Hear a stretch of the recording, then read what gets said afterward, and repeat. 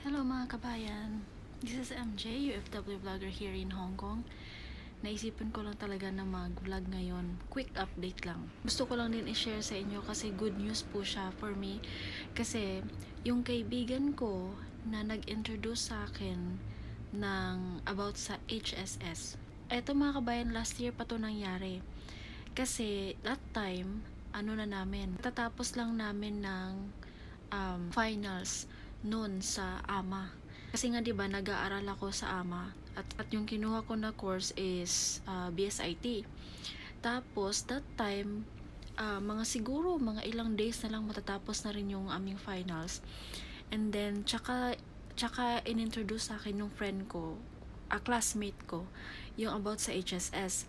At that time, wala akong idea about sa Finland, ganyan, wala talaga.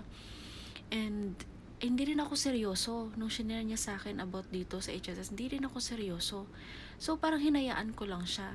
Pero yung friend ko na yun ay matagal na siya na parang inaabangan niya talaga every time na maglabas ng bagong link yung HSS. Inaabangan niya talaga lagi pero hindi siya makapasok.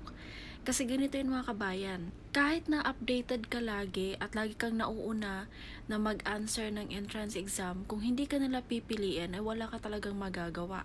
So yung friend ko na yun, lagi siyang nag-aabang ng bagong link. Tapos hindi siya makapasok-pasok. Tapos ako, nung shinare niya sa akin, first try ko sa HSS, nakapasok agad. Kaya sobrang masaya naman ako. Pero hindi ako yung tipong sobrang excited kasi nga para sa akin parang wala lang yung HSS. Parang sige, nakapasok ako. Ay sige, gawin natin to, ganyan.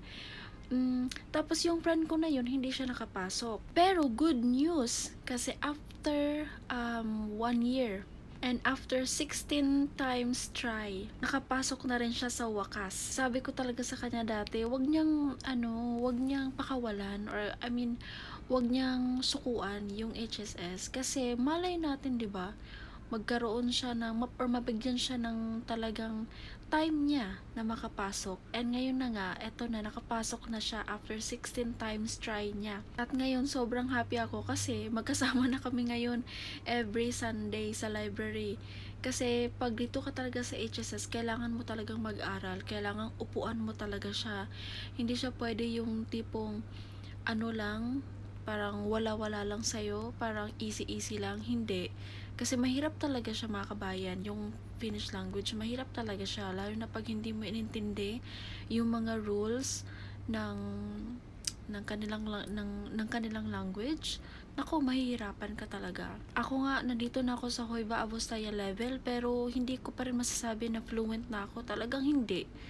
As in, mahirap talaga siya for me. So, hindi ko lang alam sa iba, pero nahihirapan pa rin talaga ako. Pero yun nga, sabi ng mga kasama ko, mga classmate ko na huwag mo masyadong dibdibin, huwag mo ang importante nag-aaral ka. At alam mo yun, 'di ba, ipasa mo yung mga exam, ganyan. Huwag kang mag-alala kasi pag nandun na tayo, is mahahasa din tayo dyan kasi araw-araw puro finish yung makakausap namin doon, ganyan. So, think positive lang talaga. Sa mga bago dyan na nakapasok, congrats po sa inyo. Galingan nyo. Huwag kayong papetiks-petiks lang. Galingan nyo talaga. Anyways, congratulations to everyone and thank you so much for watching and see you in the next vlog.